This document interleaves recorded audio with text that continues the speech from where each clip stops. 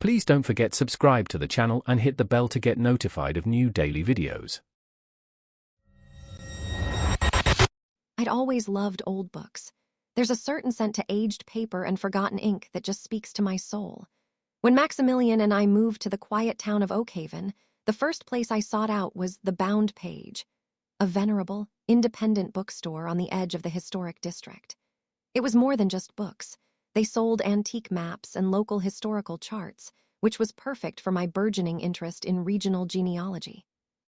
I'd bring Gracie, then just a toddler, and she'd contentedly play with the worn wooden blocks in the children's nook while I lost myself in dusty tomes. The owner, Alden, was a kind, quiet man with spectacles perched on his nose, always willing to share a tidbit of local lore. It was my sanctuary. My first encounter with him wasn't dramatic. He was simply there. A man in a perpetually rumpled tweed jacket, always occupying the same armchair by the tall, arched window. He never seemed to read, just gazed out or more often observed the patrons.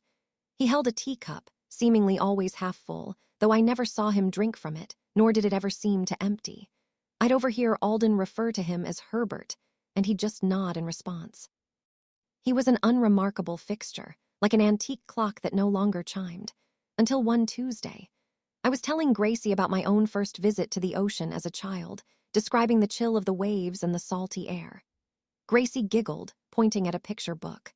Herbert, across the room, cleared his throat, a dry, papery sound. Later that day, driving home, I tried to recall the exact shade of blue of that ocean, a detail I'd always remembered vividly. It was gone, replaced by a vague, generic blue. I shook it off, blaming it on sleep deprivation from Gracie's teething. But Herbert kept appearing. Every time I visited the Bound Page, he was there in his armchair, observing. I started noticing things.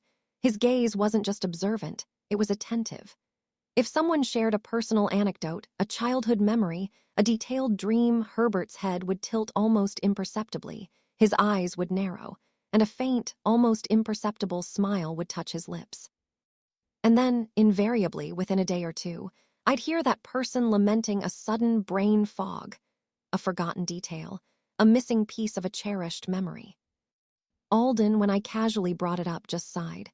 Herbert, oh, he's been around, part of the shop's history in a way. His eyes flickered with something I couldn't quite place, resignation, fear. One afternoon, I was browsing a collection of rare maps, showing Gracie a detailed chart of our own county from the 1800s. I murmured to her about how her great-grandmother used to tell stories of the old bridge near our house, which was still marked on this map.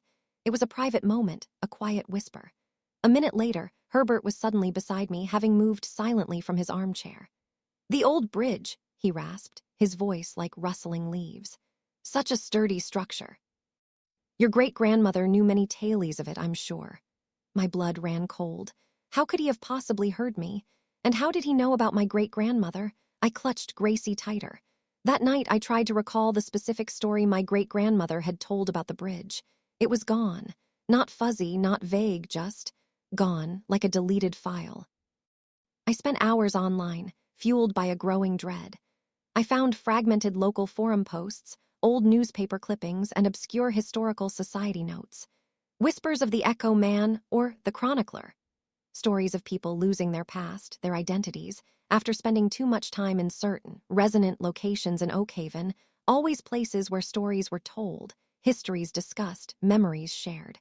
The Bound Page was mentioned repeatedly. The descriptions of the Echo Man were always the same. A quiet man in a tweed jacket, always listening, always present. The next week I was back at the Bound Page, my resolve a brittle thing. I needed a specific historical record for my genealogy project, something only Alden had. I told myself I'd be quick, but Herbert was waiting. He sat up straighter in his chair the moment I entered, his gaze locking onto Gracie, who was babbling happily about the day's events. I instinctively pulled her behind me. Alden was nowhere to be seen. The shop was empty, save for us and Herbert. Gracie has such a vibrant store of early memories, Herbert said, his voice unusually clear, cutting through the silence. The first steps on the warm grass, the splash of the bathtub, the feel of her mother's embrace. He listed them, not guessing, but describing. Memories I had witnessed, cherished, and shared only with Maximilian. He wasn't asking for them, he was claiming them. Such fresh, potent stories, he continued, slowly rising from his chair. He moved with an unsettling slowness, like a marionette whose strings were too long. And you, Tessa, your childhood by the ocean, the redwoods, the bridge, they're all so beautiful. He was inches from me now, his eyes like dark, bottomless wells. I could smell something faintly metallic like old coins. But the earliest memories, he whispered, his gaze fixed on Gracie, those are the most exquisite, the purest. Tell me, Gracie, what was your first feeling of joy? A cold, hollow sensation bloomed in my chest. It felt like a part of my mind was being pried open, not with force, but with an insidious, subtle pull. I saw a flash of Gracie's face, pure delight as she popped a bubble. And then, just like that, the image felt secondhand, like I'd read about it, not experienced it. He wasn't asking, he was taking. No, I screamed, a primal sound tearing from my throat.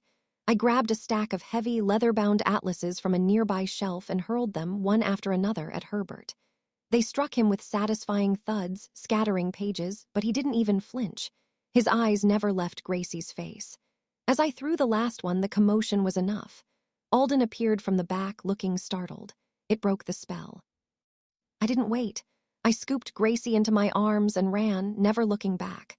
I sprinted out of the bound page across the street and didn't stop until I was safely in Maximilian's car, engine running. He was bewildered by my frantic state, but I couldn't explain, not really. How do you explain a man who steals memories? We moved away from Oakhaven a month later. Maximilian thought it was a fresh start, a change of pace. I know it was an escape. I never saw Herbert again, but the chilling awareness of his presence, of his appetite, has never left me. I constantly question my own memories, trying to anchor them down, to make sure they haven't faded or been subtly altered. And I watch Gracie, scrutinizing her every laugh, every new discovery, trying to memorize them twice over. Some days I'll recall a particular moment from my past, and it feels incomplete. A beautiful shell of what it once was, hollowed out. I still find myself checking my memories, trying to make sure they're all there. And I wonder, what other stories has he claimed? If you enjoyed this video, please hit the thumbs up button to like it. And please do subscribe to support the channel.